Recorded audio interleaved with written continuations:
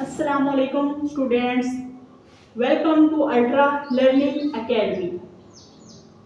Students, हम pharmacy technician की series start कर रहे हैं। फार्मेसी टेक्नीशियन जो होता है वो 2 साल का जो है डिप्लोमा होता है, जो कि मैट्रिक के बाद किया जाता है।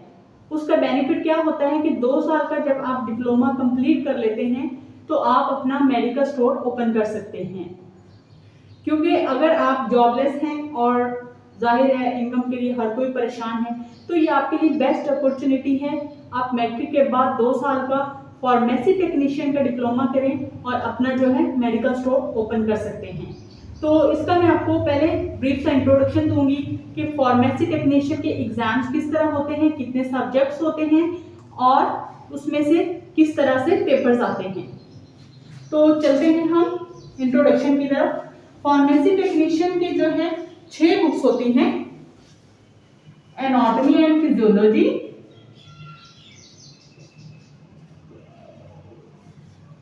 एनाटॉमी एंड फिजियोलॉजी, ठीक है। नंबर 2 पे माइक्रोबायोलॉजी,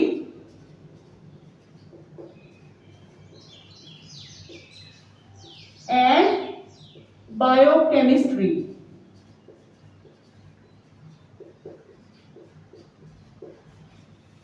इनमें से 30 मार्क्स का जो है आपको लॉन्ग और शॉर्ट आएंगे। जो लॉन्ग क्वेश्चन होगा वो 5 मार्क्स का होगा और जो एमसीक्यूज होगा वो 1 मार्क का होगा। तो अब जो है 30 मार्क्स का एनाटॉमी में से आएगा, 30 मार्क्स का फिजियोलॉजी में से, 30 मार्क्स का माइक्रो में से, 30 मार्क्स का बायोकेमिस्ट्री में से और 100 मार्क्स का जो है वो आपका एक कंप्लीट पेपर होगा। अब जो बकाया 10 मार्क्स बचते हैं वो जो है एनटीएस वाले खुद डिवाइड करते हैं कि वो किस तरह उसको डिवाइड करते हैं या कहाँ से देते हैं। उनकी मर्जी होती है, वो चाहे तो एक बुक से भी 10 मार्क्स का दे सकते हैं, चाहे तो उसको डिवाइड भी कर सकते हैं, वो उनकी मर्जी होती है। और इसमें कोई गेस कुछ नहीं चलता, वो अपनी मर्जी से जहां से चाहें वो सम टाइम वो एक चैप्टर में से ही पूरा पेपर बना देते हैं, सम टाइम वो पूरी बुक में से डिवाइड कर देते हैं। तो इसमें हम कोई इस तरह 9th-10th में पेयरिंग स्कीम होती है जिसमें कोई इस तरह का पेयरिंग स्कीम का मामला नहीं होता। टोटली आपको जो है तैयारी करनी पड़ती है। तो यहाँ पे अब हमारा जो है पेपर 1 मुकम्मल हो गया, ठीक है। Anatomy and physiology, microbiology and biochemistry. अब चलते हैं हम पेपर 2 की तरफ। पेपर 2 में हमारे पास है pharmaceutics and फार्माटेक्नोलॉजी।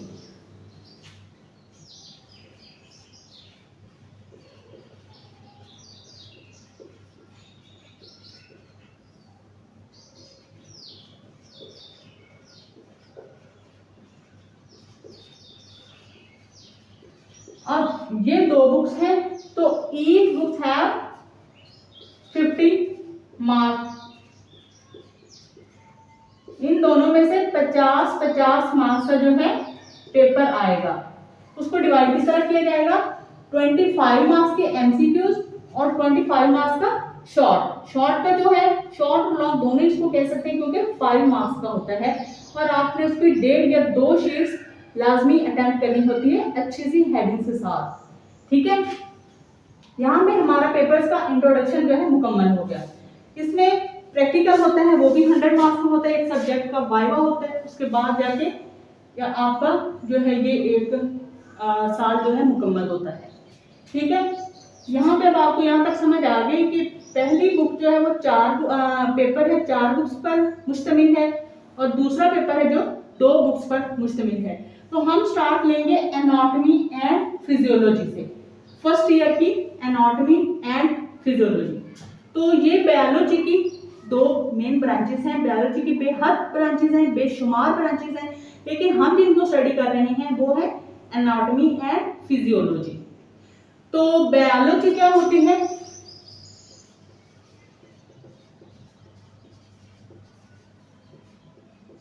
Study of life, जिंदगी के बारे में हम बायोलॉजी में पढ़ते हैं।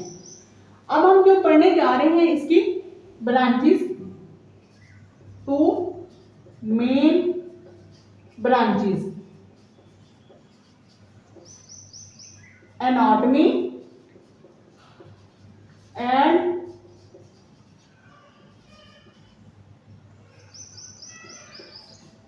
फिजियोलॉजी। ठीक है, एनाटॉमी एंड फिजियोलॉजी को पढ़ेंगे। तो अब यहाँ पे हमारा सवाल है कि एनाटॉमी क्या है और फिजियोलॉजी क्या है। तो एनाटॉमी जो है वो है study of human body structure.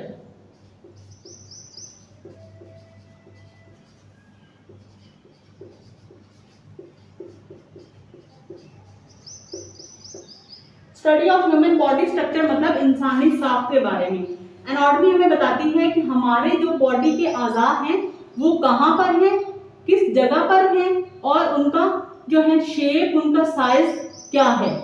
और जो फिजियोलॉजी है वो हमें बताती है फंक्शंस ऑफ ह्यूमन बॉडी, मतलब वो हमें बताती है कि हमारे जो अज़ा हैं उनका काम क्या है। एनाटॉमी बताती है कि हमारे बॉडी के अज़ा कहाँ पाए जाते हैं, फिजियोलॉजी हमें बताती है कि हमारे जो बॉडी के अज़ा हैं उनका काम क्या है। यहाँ पे एग्जांपल देखते हैं। हार्ट,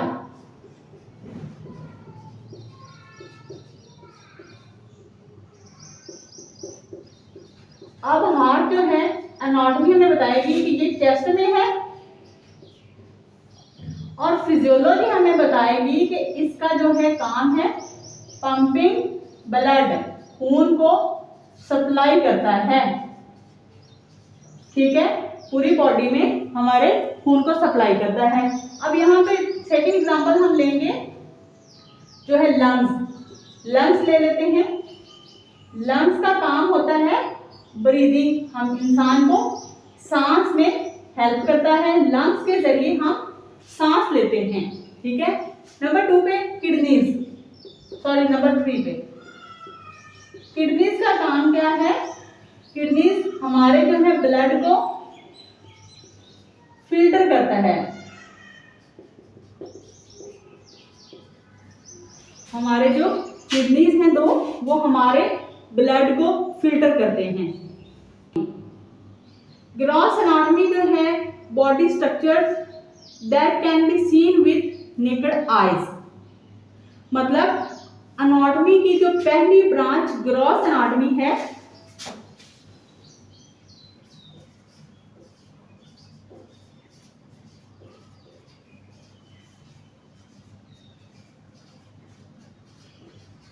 नंबर 1 पे हमारे पास है ग्रॉस एनाटॉमी। और ये जो ग्रॉस एनाटॉमी है ये पहली ब्रांच है एनाटॉमी की। ठीक है, मेडिकल साइंस में ग्रॉस एनाटॉमी का मतलब है ऐसी स्ट्रक्चर जो इतनी बड़ी हो कि उन्हें हम अपनी नॉर्मल आंखों से देख सकते हैं।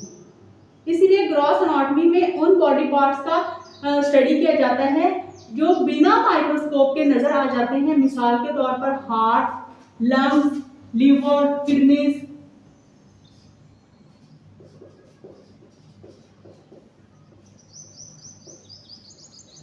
लंग्स, लीवर, किडनीज, ये तमाम जो है हम अपनी आंखों से देख सकते हैं। इसके लिए हमें किसी माइक्रोस्कोप की जरूरत नहीं होती।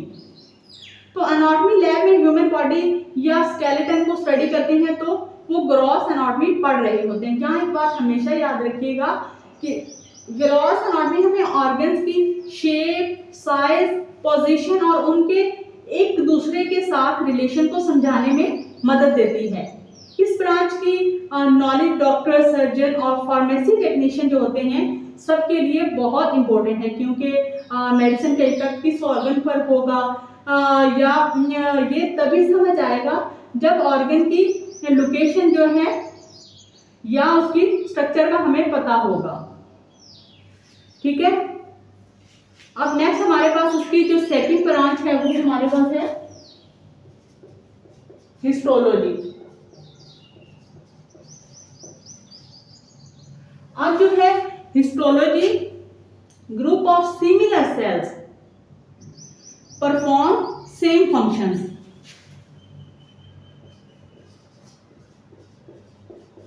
ग्रुप ऑफ सिमिलर मतलब एक जैसे सेल्स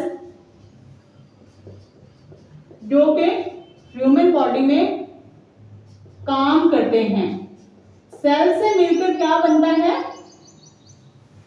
सेल से मिलकर टिश्यूज बनते हैं और जो टिश्यूज हैं वो ऑर्गन बनाते हैं और ऑर्गन जो है वो ऑर्गन सिस्टम बनाते हैं और ऑर्गन सिस्टम जो है वो पूरी एक जो है इंसानी बॉडी बनाते हैं।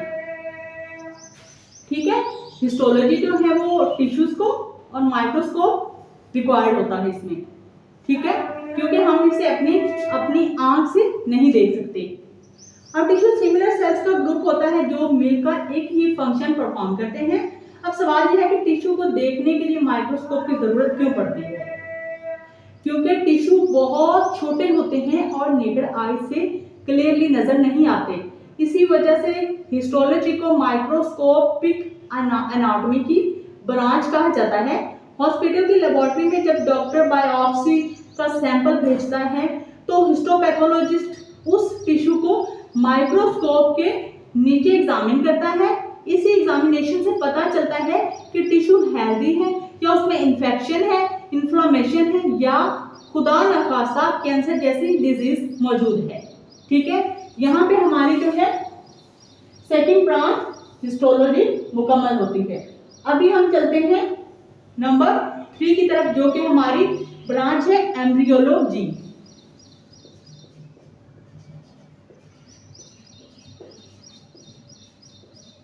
एम्ब्रियोलॉजी, ठीक है, एम्ब्रियोलॉजी जब भी हम पढ़ते हैं तो हमारे माइंड में नाम आता है एम्ब्रियो, लेकिन यहाँ पे ये study of development before birth. ठीक है, ये एम्ब्रियो ही है। समटाइम टीचर्स कंफ्यूज करते हैं कि स्टूडेंट को समझ आती है या नहीं, तो एम्ब्रियोलॉजी एम्ब्रियो ही है, study of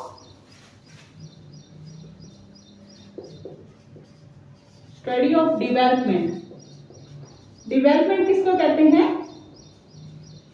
development of before birth. Development कहते हैं जब बच्चा मां के पेट में होता है तो वो जो है डेवलप हो रहा होता है, और ग्रोथ जो होती है जब बच्चा दुनिया में आ जाता है तो उसको ग्रोथ कहते हैं। ये डेवलपमेंट और ग्रोथ में डिफरेंस है, ये बहुत कम लोगों को पता होता है, तो आपने इसको माइंड में रखना है। अब नेक्स्ट जो है डेवलपमेंट से एम्ब्रियो होगा, एम्ब्रियो से fertilisation, then cell division,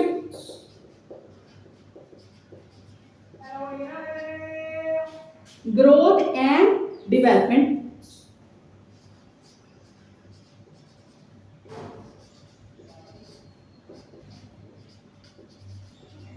growth and development, formation of organs, ये एक कंप्लीट जो है फर्टिलाइजेशन के बारे में बात हो रही है। फॉर्मेशन ऑफ ऑर्गन्स, ये मेरी जो है ना पुरानी आदत है कि जब लास्ट में आ जाती हूँ तो ऊपर को जाना स्टार्ट हो जाता है। ठीक है, आगे कंप्लीट बॉडी।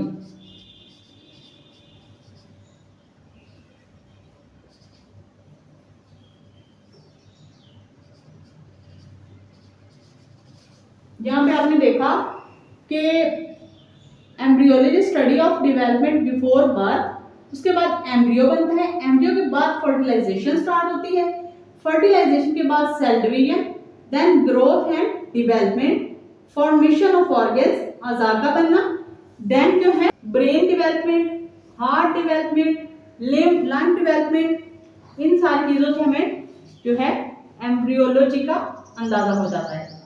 अब नेक्स्ट जो है वो है सिस्टेमिक एनाटॉमी। अब यहाँ पे हमारे पास जो है जगह नहीं बची, तो हम इधर ही जो है स्टार्ट कर लेते हैं।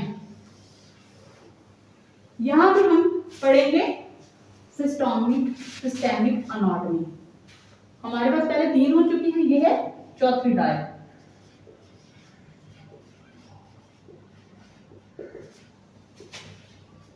Systemic anatomy. अब जो है सिस्टमैटिक एनाटॉमी। सिस्टमैटिक एनाटॉमी जो है study of organ system, human body system, skeletal system, जितने भी हमारे बॉडी के सिस्टम हैं जैसे muscular, nervous, cardiovascular system, respiratory, digestive, urinary, reproductive. Systemic anatomy is the study of the body system by system. Regional anatomy या sorry इससे पहले हमने पढ़ी जो है एम्ब्रियो, उसमें हमने देखा कि किस तरह फर्टिलाइजेशन होती है। और सिस्टेमिक एनाटॉमी में हम बॉडी को सिस्टम्स के हिसाब से पढ़ते हैं, यानी एक वक्त में सिर्फ एक सिस्टम को डिटेल में स्टडी किया जा सकता है। मिसाल के तौर पर अगर हम रेस्पिरेटरी सिस्टम पढ़ रहे हैं तो हम सिर्फ नोज, ट्रैकिया, ब्रोंकाई और लंग्स को पढ़ेंगे। इसी तरह डाइजेस्टिव सिस्टम में माउथ, एसोफेगस, स्टमक, इंटेस्टाइन और दूसरे डाइजेस्टिव ऑर्गन्स को स्टडी करेंगे। इसी तरीके से हर सिस्टम का स्ट्रक्चर और फंक्शन आसानी से समझ आता है। इसीलिए मेडिकल कॉलेजेस में सिस्टेमिक एनाटॉमी बहुत कॉमन टीचिंग मेथड है। ठीक है, अब नेक्स्ट हमारे पास है definition. Study of organ system, औजार के सिस्टम्स के बारे में पढ़ा जाता है। Example CVS. सीवीएस क्या है? मैं खुद इसके बारे में एक वक्त था जब बहुत कंफ्यूज रही हूँ कि सीवीएस क्या है। तो सीवीएस जो है तमाम सिस्टम्स को, जैसे कि कार्डियोवास्कुलर में काफी सारे टॉपिक आ जाते हैं तो उसको सीवीएस कहते हैं। वो हम जब डिटेल में पढ़ेंगे तो मैं आपको बताऊंगी सीवीएस में कितने जो है टॉपिक आते हैं। 5 पे बस 5 पढ़ के हम एंड करते हैं, क्योंकि लेक्चर जो है बहुत लंबा हो रहा है और जब लंबा लेक्चर होता है तो स्टूडेंट्स को नींद आने लग जाती है और जब नींद आती है तो फिर सारा काम ही खराब हो जाता है। तो साइटोलॉजी में हम क्या पढ़ते हैं? साइटोलॉजी है स्टडी ऑफ सेल्स। साइटोलॉजी से तो याद रखना भी बहुत आसान है, साइटोलॉजी से सेल्स। अब सेल क्या है? सेल तो हम जो है इतने से थे तब से पढ़ते आ रहे हैं। तो सेल हमारे पास है basic structural and functional unit of human body. Unit of body. Cytology anatomy की वो ब्रांच है जिसमें हम सेल्स का स्टडी करते हैं। सेल हमारी बॉडी की सबसे छोटी लिविंग यूनिट होती है। अगर आप पूरी ह्यूमन बॉडी को देखें तो वो मिलियंस और बिलियंस ऑफ सेल्स से मिलकर बनी है। इसीलिए सेल्स को बॉडी की basic structural and functional unit कहा जाता है। ये अक्सर नहीं बल्कि हर दफा एमसीक्यूज आता है कि ह्यूमन बॉडी की बेसिक जो है स्ट्रक्चर और फंक्शन यूनिट कौन सा है, तो आपने लगाना है सेल। अब स्ट्रक्चरल इसलिए क्योंकि बॉडी की बिल्डिंग सेल से बनती है और फंक्शनल इसलिए क्योंकि हर सेल अपना एक स्पेसिफिक फंक्शन परफॉर्म करता है। तो अब पार्ट्स ऑफ सेल क्या है वो हम वैसे डिटेल में तो नेक्स्ट पढ़ेंगे, लेकिन अभी आपको बता देती हूँ। पार्ट्स ऑफ सेल जो है वो सेल मेम्ब्रेन, साइटोप्लाज्म, न्यूक्लियस। से हम आज का जो हमारा लेक्चर है हम यहीं पे एंड करते हैं। हमने 5 जो है ब्रांचेस पढ़ ली हैं। अब हम यहाँ पे लेक्चर एंड करते हैं। तो नेक्स्ट लेक्चर में हम जो है बाकी की ब्रांचेस वो पढ़ेंगे। अगर आप मेरे चैनल पर आ गए हैं तो काइंडली सब्सक्राइब करके लाजमी जाइएगा। अल्लाह हाफिज़, मिलते हैं नेक्स्ट लेक्चर में।